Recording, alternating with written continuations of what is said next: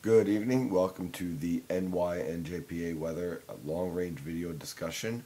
I am your congested meteorologist. I'm sure you can tell, Stephen DiMartino. Normally, this would be for premium members, but Santa Claus actually asked me if I'd be willing to do a premium long range discussion for everybody. And who am I to argue against Santa, right? And I hope people don't mind my voice all that much tonight. I apologize. Unfortunately, this year, along with the abnormally cold December, continues my abnormally long cold that just will not go away. I've tried chicken soup, this, everything. Just won't leave. It just wants to stay.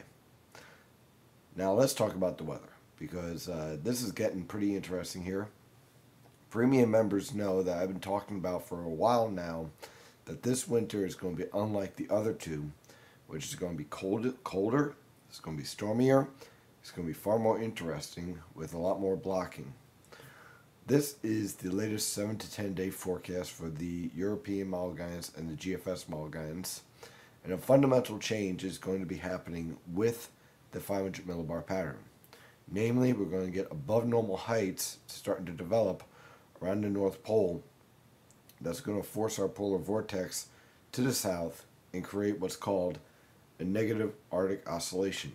Now, over the past several weeks, going all the way back to November, we have basically been dealing with a positive Arctic oscillation, in which one would think that would lead to warm conditions, but because of the extreme blocking that has been developing in the Pacific, namely in the Gulf of Alaska, we've seen a strong northwesterly flow, and all that Arctic air that's been building over portions of northern Canada has been streaming down into the United States and been running up against a very active subtropical jet stream. Now, the one thing that will not change is the Pacific. The Pacific pattern we've been seeing since November, actually really since October, is going to remain in place on through January and at least through February as this strong block just locks in. And I'm going to show why it's going to lock in. Also, what's going to change is this polar vortex is finally going to drop south. And I'm going to show you what's going to cause that change in the atmosphere, not only with the powerful storm that's going to be impacting northeastern Europe, but also, should I say northwestern Europe, but also the stratospheric warming that is developing over North America and the northern Atlantic. Here's another view of the models. Again, you can see where we start off with very warm conditions for this weekend. It's going to be pretty impressive this weekend with temperatures pushing 60 degrees, which I think is going to be absolutely wonderful for my cold, by the way. Then the Arctic cold front moves through. Our temperatures fall through the 40s and 30s on Monday. Tuesday and Wednesday were awfully chilly. And as we head towards Christmas, we see a fundamental change in our weather pattern as our polar vortex drops south. And if you really want to see something interesting, here's the GFS mirroring the European model guidance, and move a little bit further 5 days out later. Look at that.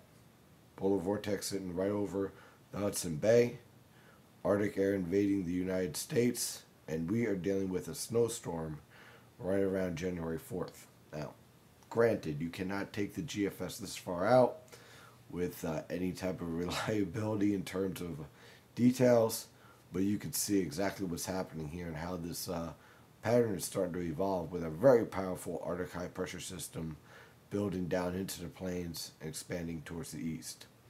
So we have to understand what's driving this weather pattern overall. First, we have to take a look at the Pacific. A couple of key factors I want to point out. One, we have very warm water here over the northern Atlantic. This is called a positive PDO pattern. You can tell that by all the warm water out here in the Gulf of Alaska, back through the Aleutian Islands and towards Japan, and colder water right along the west coast here. As a result, you get a very strong dynamic thermal gradient that sets up with a contrast between the warm water over the Pacific and the cold air over the Arctic. And as a result, you end up with powerful storms developing around the Aleutians. And that is pretty much what we've been seeing for several weeks now And I see this not ending anytime soon. This is going to continue on through the winter. One thing that is changing is the sea surface temperatures around the tropical Pacific, especially around the El Nino Southern Oscillation area. We've gone from basically a cold phase to a neutral, slightly warm phase with Nino 3 and 3.4 warming up to above normal levels. This is fundamentally important because this is what's driving our very active subtropical jet stream, and the waters here are just getting warmer and warmer with impressive subsurface temperatures here coming to the surface that are pushing the potential of these sea surface temperatures pushing to up to a half a degree Celsius above normal, which would characterize it as a weak El Nino. We're not there yet. We probably won't officially be there yet until maybe the spring, if that.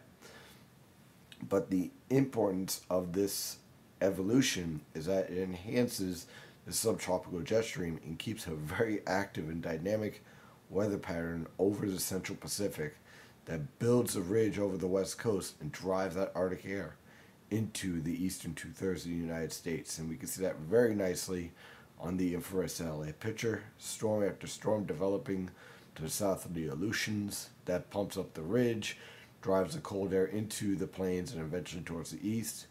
Meanwhile, here's our subtropical jet stream firing up. You can see that even better on the water vapor satellite picture. We have an interesting little disturbance here. Meanwhile, we have a very impressive trough to the south of the Aleutians.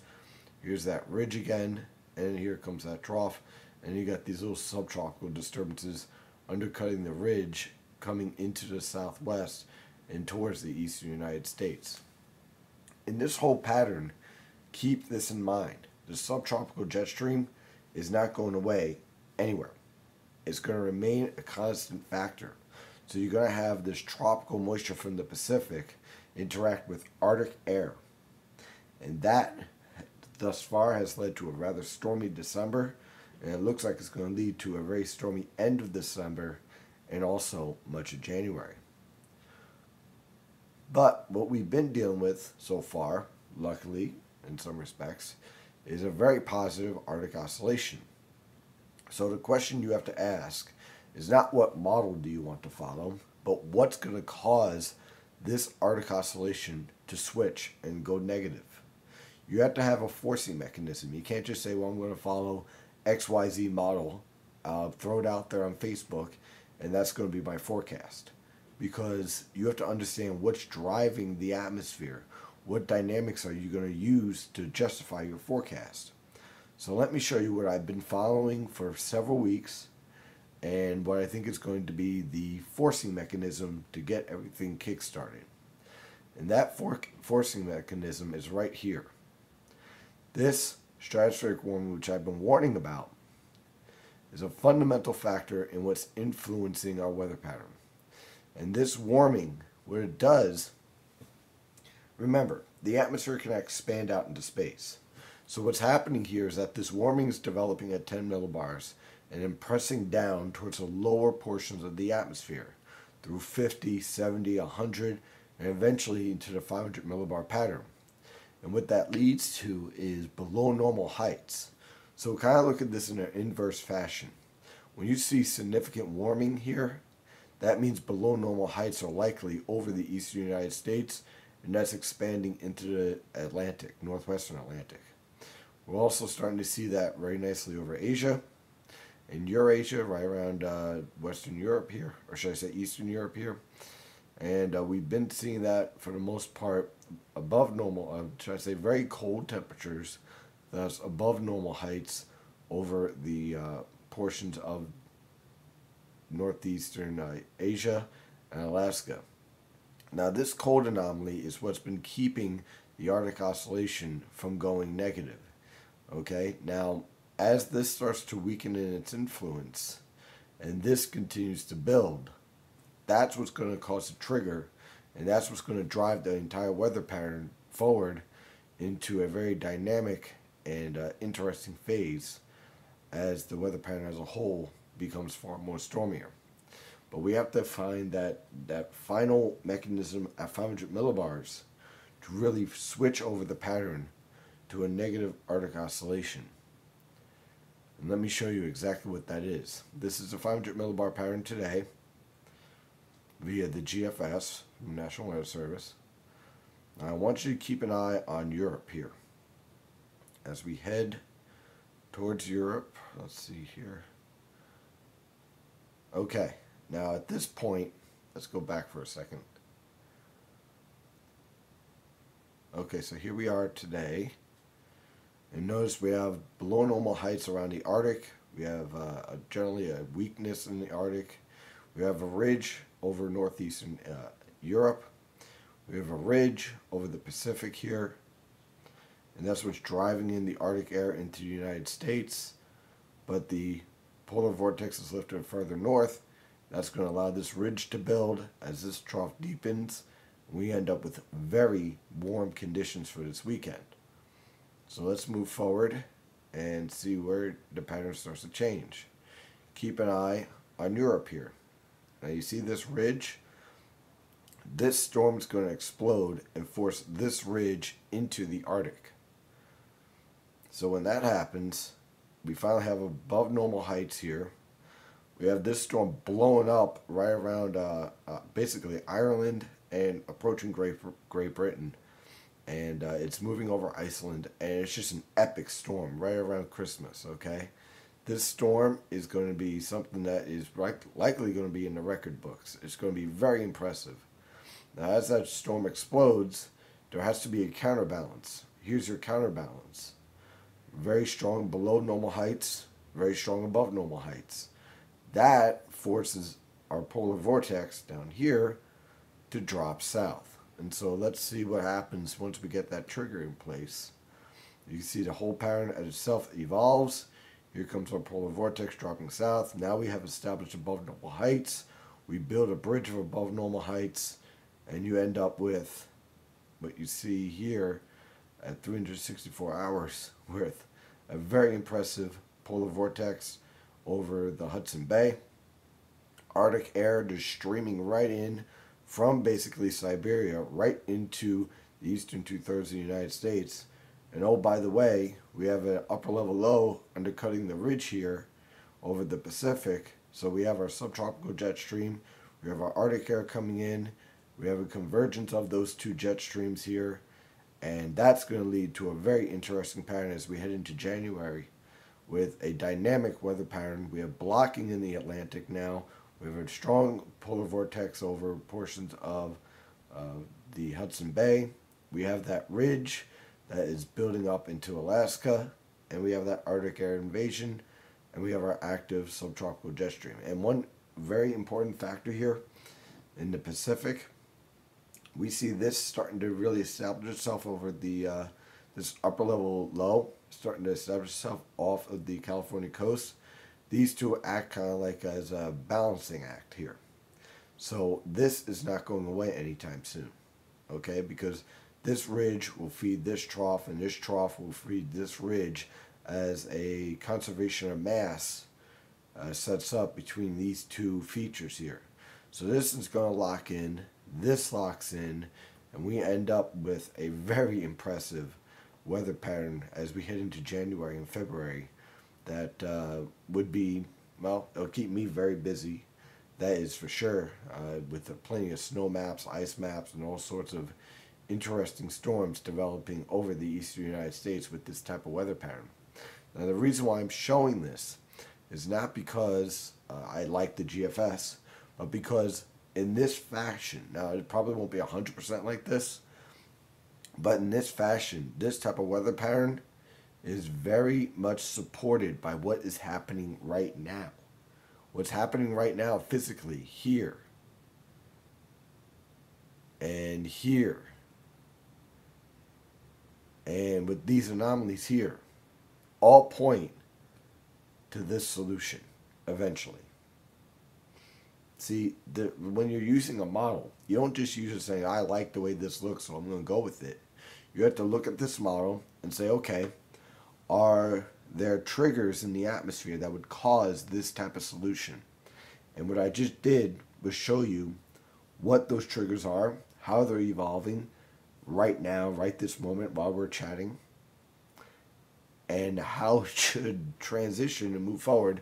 And all the Malgines, the European Malgines, the Canadian Malgines, heck, use the Japanese Malgines. I don't care. It's all going in the same direction.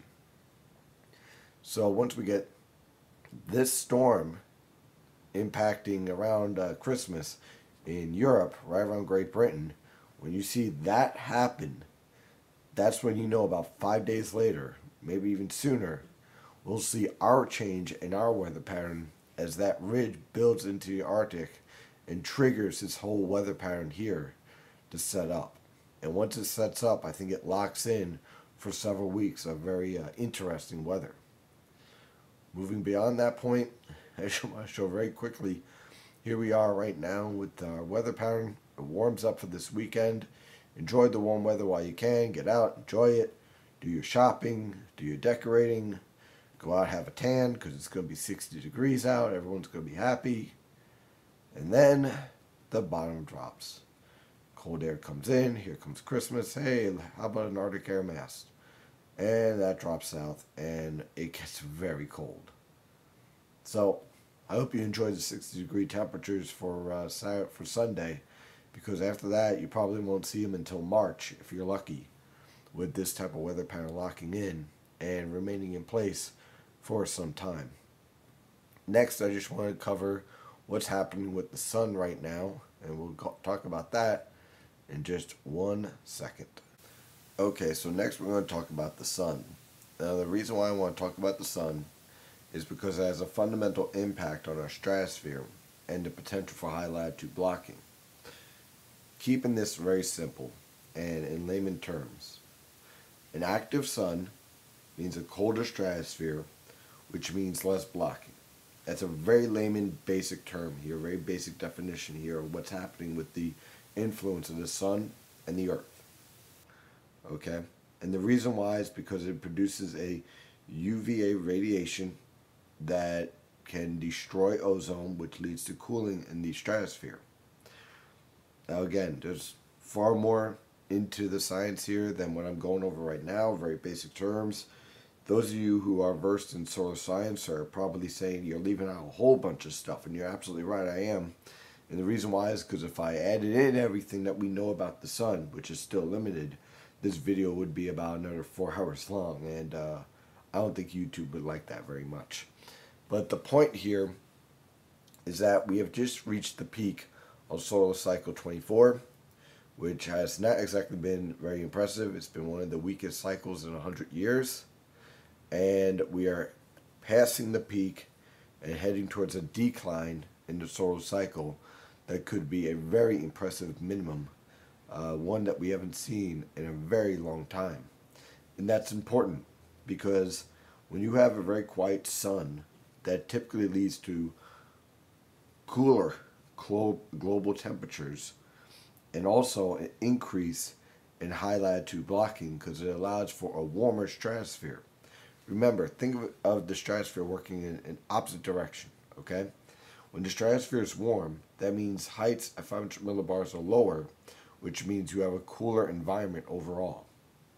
So what's happening over us right now? We're having a very warm stratosphere build, which translates in a couple of weeks, a bit of a lag period, to below normal heights over the Atlantic and over North America, which translates to our cold weather pattern that's going to be returning just in time for the end of December and continuing on through January. So what we're seeing here with the solar cycle is that the gravitational field of the sun is flipping. We're seeing a peak right now in activity in the sunspots, and moving forward we're heading towards a significant decline. Now if you've seen the activity of the sun previously in solar cycle 23, it was far more active, and during these winters, well, it wasn't very impressive as far as high latitude blocking. But now we're seeing that switch. Here we are in 2009, 2010. I'm sure you remember that winter where the sun wasn't very active at all, and as a result we had some pretty impressive high latitude blocking and a QBO, that's stratospheric winds, that supported that high latitude blocking very well. Of late, this is the forecast, and here's the average sunspot count, which as you can see is well below average. So moving forward in time, as we head into 2014 and into 2015, the ramifications of a far less interactive sun, far less active sun overall in terms of sunspots, is going to be a fundamental influence on our pattern. And it's going to lead to a significant increase, in my opinion, of the potential for high latitude blocking, of a warmer stratosphere overall, and a forcing mechanism that will have significant impacts on powerful storms moving forward, heading into 2014, 2015, and potentially all the way until 2018, as we head into a very impressive solar minimum over the next several months and years ahead. So I just wanted to share that news with you on the solar cycle and exactly what's happening with our weather pattern moving forward. Again, it looks like we're definitely heading towards a very active weather pattern that's going to feature Arctic temperatures, Arctic air masses invading the United States, particularly the northern mid-Atlantic, and the subtropical jet stream trying to interact with that Arctic air, leading to the potential for isotropic lifting storms or overrunning storms and significant snow and ice moving forward. So if you think December was busy, you haven't seen anything yet. Well, I'm your congested meteorologist, Stephen DiMartino. Again, I apologize for the voice, but I promise I'd put this video out, and I keep my promises. I hope you enjoyed it, and as always, you can follow the latest weather information at nynjpaweather.com and nynjpaweather on Twitter, Facebook, Google+, and LinkedIn. Have a wonderful night, and as always, stay safe out there.